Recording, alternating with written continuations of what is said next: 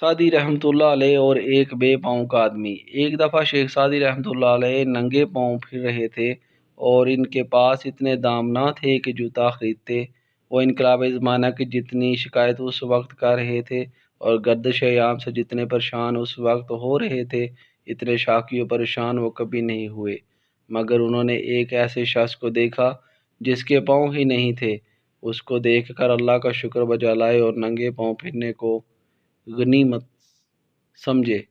ان کا خیال ہوا کہ پاؤں میں جوتا نہیں تو نہ ہو، اللہ کی یہی عنایت، کیا کم ہے کہ چلنے پھرنے کو پاؤں تو سلامت رکھے ہیں۔ حاصل سچ ہے کہ شکم شیر کے سامنے مرغ مسلم بھی پکا کر رکھ دیا جائے تو اس کی وقت اس شکم شیر کی نظروں میں معمولی ابلے ہوئے ساگ سے بھی کم ہوتی ہے، مگر بھوکے مفلس کے واسطے معمولی ابلا ہوا ساگ بھی مرغ مسلم سے بڑھ کر نعمت ہے۔